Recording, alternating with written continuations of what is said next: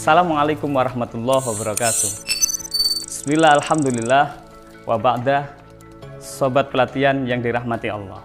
Pada kesempatan kali ini kita akan membahas tentang asesmen pembelajaran pada kurikulum Merdeka. Ada 3 hal yang akan kita pelajari bersama pada sesi kali ini. Yang pertama terkait dengan prinsip asesmen pembelajaran. Yang kedua, kita akan belajar bagaimana mengolah hasil asesmen tersebut. Dan yang ketiga, bagaimana melaporkan hasil asesmen ini menjadi laporan hasil belajar peserta didik. Sobat pelatihan yang dirahmati Allah, ada 2 jenis asesmen yang digunakan dalam kurikulum Merdeka ini. Yang pertama adalah asesmen formatif dan asesmen sumatif. Asesmen formatif seperti tadi sudah dijelaskan bahwa ini menjadi titik tekan dalam kurikulum Merdeka karena di dalamnya ada 2 hal yang penting, yakni asesmen awal dan asesmen pada proses pembelajaran. Asesmen awal ini menjadi titik awal bagaimana nanti guru mendesain pembelajaran. Nah, kita kenal dengan namanya asesmen awal atau asesmen diagnostik. Nah, ini yang sekaligus menjadi penciri kurikulum Merdeka.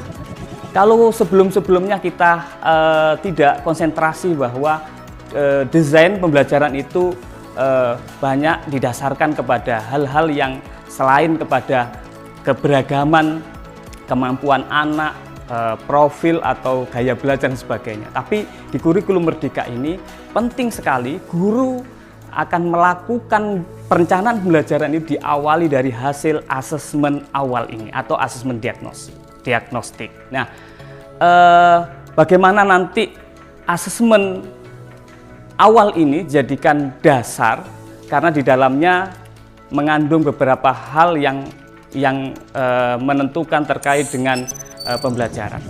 Yang kedua, yakni asesmen formatif ini ada berbasis proses. Bagaimana setiap proses pembelajaran, guru akan melakukan pembelajaran dan setelah pembelajaran akan dilihat tentang capaiannya. Apakah apa yang dilakukan dalam pembelajaran ini bisa mencapai materi-materi yang diajarkan atau belum mencapainya. Maka ini sangat kental sekali, setiap pembelajaran, setiap materi yang dilakukan itu harus melihat tentang apakah ini anak didik, karena fungsi formatif ini adalah untuk melihat tentang setiap materi detail pada capaian-capaian yang ditetapkan dalam proses pembelajaran ini bisa dipastikan bahwa anak akan menguasai tentang materi yang dipelajari.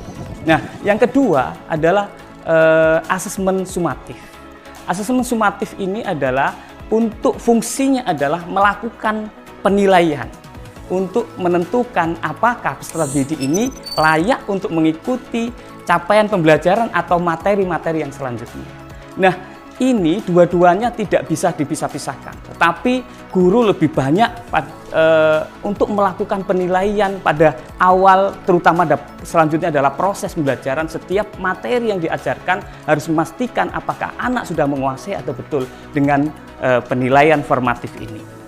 Nah, sehingga disebut penilaian sumatif ini adalah hanya beberapa kali saja karena nanti akan ditentukan pada tahapan-tahapan tertentu kaitannya dengan misalnya pada akhir CP atau kemudian semester atau pada akhir tahun.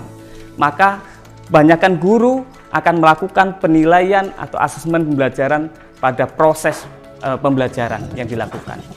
Kewenangan ini diberikan kepada guru untuk secara leluasa bagaimana melakukan asesmen baik sumatif maupun formatif. Nah, keduanya merupakan jenis asesmen yang berorientasi pada hal yang sama, yakni bagaimana asesmen ini berfungsi untuk melakukan perbaikan pembelajaran. Tetapi bedanya, kalau yang formatif ini melakukan perbaikan pembelajaran pada materi-materi di dalam pembelajaran apakah siswa mencapai pembelajaran itu, kemudian kalau belum harus bagaimana guru melakukan refleksi perbaikan pembelajaran pada penguasaan materi yang sedang diajarkan. Tetapi pada fase tertentu sumatif itu untuk melihat apakah seluruh materi dalam satu capaian pembelajaran tertentu, apakah siswa itu menguasai atau tidak, sudah mencapai target yang sudah ditetapkan atau tidak, untuk menentukan bagaimana guru bisa melanjutkan materi pada capaian atau tujuan belajaran selanjutnya atau tidak. Tapi kedua-duanya berfungsi untuk melakukan perbaikan pembelajaran. Nah, ini yang menjadi titik tekan bagi guru, bahwa kedua-duanya sejatinya adalah tujuan asesmen pembelajaran itu berorientasi untuk melakukan perbaikan pembelajaran. Sobat pelatihan yang dirahmati oleh Allah.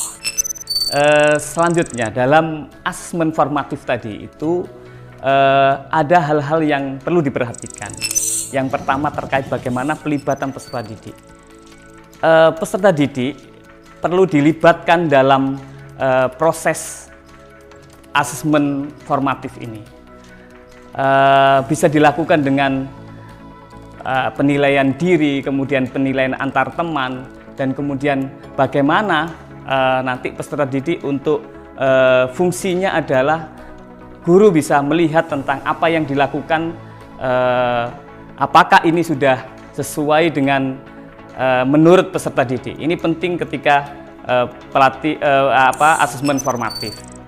Yang kedua adalah perlu dilihat tentang bagaimana sesungguhnya asesmen formatif ini menekankan pada perhatiannya tentang kemajuan penguasaan dalam berbagai ranah. Tiga ranah afektif, kognitif maupun psikomotorik.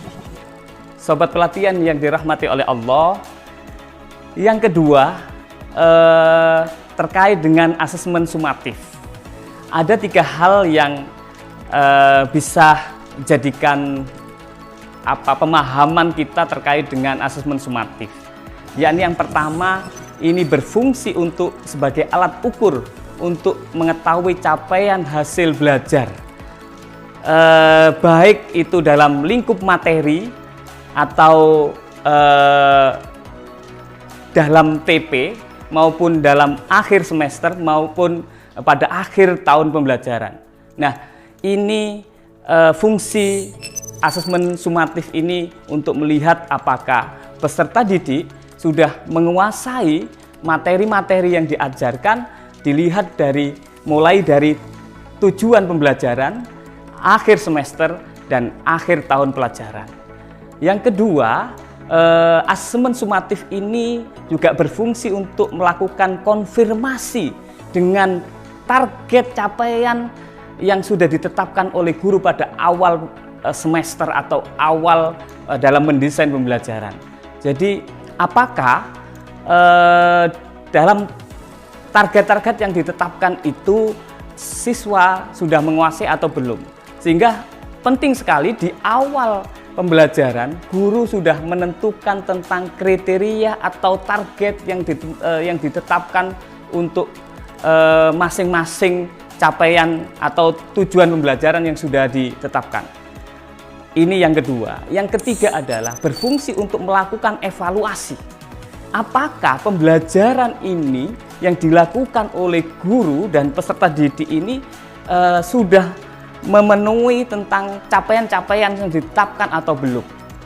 Maka guru melihatnya tidak hanya satu aspek saja dalam fungsi asesmen sumatif ini, yakni mulai dari bagaimana penguasaan peserta didik, kemudian bagaimana media, metode yang dilakukan, dan bagaimana aktivitas yang lain, seluruh proses kegiatan belajaran itu akan dilihat dan sebagai bentuk evaluasi pembelajaran secara utuh. Ini adalah fungsi yang ketiga asesmen sumatif.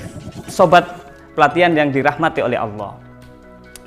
Yang selanjutnya ada beberapa hal yang dalam pelaksanaan asesmen formatif ini.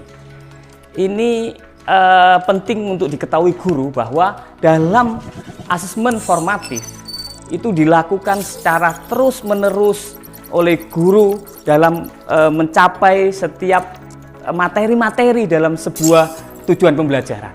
Ini yang penting untuk dipahami oleh guru. Yang kedua, bagaimana guru diberikan kewenangan yang sangat luas untuk melakukan berbagai macam teknik penilaian atau asesmen disesuaikan dengan hasil asesmen awal atau materi-materi yang diajarkan.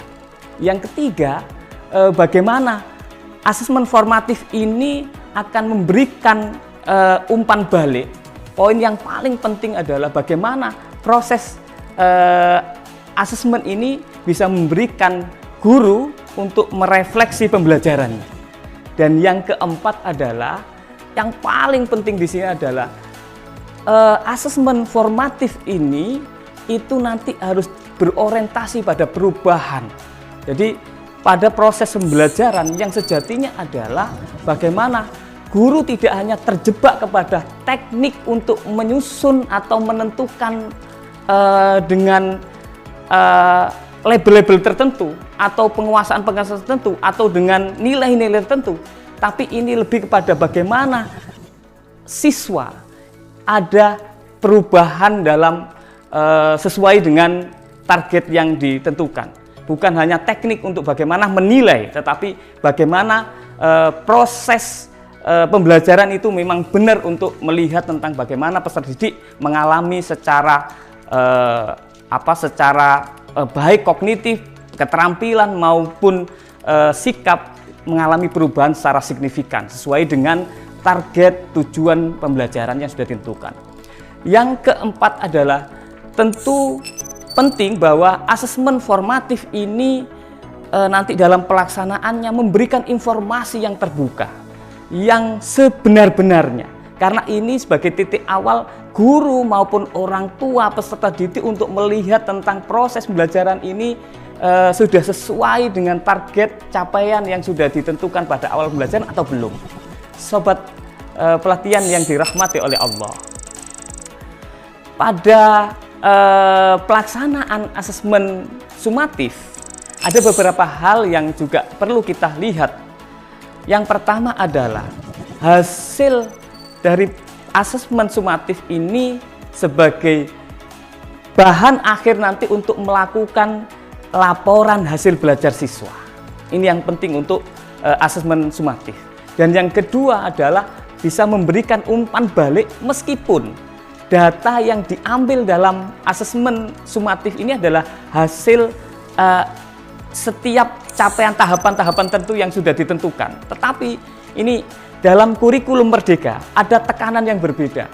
Siswa meskipun sudah dilakukan asesmen sumatif, masih dikasih kesempatan untuk dilakukan perbaikan-perbaikan pembelajaran. Contoh misalnya, ketika dalam satu penyelesaian pada satu TP tujuan pembelajaran, siswa ada yang belum menyelesaikan, ini masih tetap akan melanjutkan bersama dengan rombongan belajar yang lainnya untuk mempelajari tujuan pembelajaran berikutnya. Tetapi siswa ini nanti masih akan dikuatkan terkait dengan tujuan belajar yang belum terselesaikan. Nah, ini yang membedakan kurikulum Merdeka. Tidak hanya pada TP, tetapi ini bisa juga berlaku untuk penilaian semacam penyelesaian pada akhir semester misalnya. Pada akhir semester misalnya ini ada 5 TP yang harus diselesaikan guru dalam satu semester. Ini nanti ketika pada akhir semester dilakukan asesmen sumatif, kemudian ada beberapa peserta didik, siswa yang belum mencapai TP itu, maka siswa bisa melanjutkan semester yang selanjutnya, tetapi bukan berarti beberapa tanggungan TP yang belum terselesaikan nanti kemudian ditinggalkan, tidak. Tetapi nanti di semester selanjutnya masih menjadi tanggungan untuk bisa diselesaikan pada semester selanjutnya. Ini fleksibilitas dalam kurikulum Merdeka. Siswa sangat menjadi konsentrasi, menjadi titik tekan bagi guru untuk melihat tentang kemampuannya, karena setiap siswa memiliki kecepatan belajar yang berbeda-beda. maka boleh saja anak melanjutkan pada semester selanjutnya, tetapi TP yang belum terselesaikan nanti akan dipelajari pada semester selanjutnya. Tetapi kalau memungkinkan pada semester selanjutnya bisa diintervensi, maka guru bisa melakukan penguatan-penguatan untuk mencapai TP yang belum diselesaikan dalam semester sebelumnya. Dan yang ketiga, dalam penilaian atau asesmen sumatif ini guru diberikan keluasan untuk menggunakan berbagai macam teknik asesmen yang sebenarnya sama dengan asesmen formatif secara teknis, tetapi tujuannya yang berbeda antara asesmen sumatif dan asesmen formatif. Sobat pelatihan yang dirahmati oleh Allah, banyak teknik yang bisa dilakukan, yang bisa dipilih oleh guru sesuai dengan karakteristik materi maupun peserta didik, yakni ada teknik observasi, ada performance test atau penilaian kinerja, ada tes tulis, ada tes lisan, portofolio, dan ini saya kira pada kurikulum sebelumnya guru sudah sangat familiar dengan ini. Sobat pelatihan yang dirahmati oleh Allah, adapun instrumen asesmen itu juga beragam, yang guru juga bisa memiliki keluasan kewenangan untuk menggunakan sesuai dengan materi maupun peserta didik, baik dengan instrumen yang berupa rubrik penilaian atau asesmen, bisa menggunakan checklist, bisa menggunakan catatan anekdot maupun juga grafik perkembangan. Sobat pelatihan yang dirahmati oleh Allah, kita sudah mempelajari tentang bagaimana prinsip asesmen pembelajaran. Semoga apa yang kita pelajari ini bisa bermanfaat. Akhiran, wassalamualaikum warahmatullahi wabarakatuh.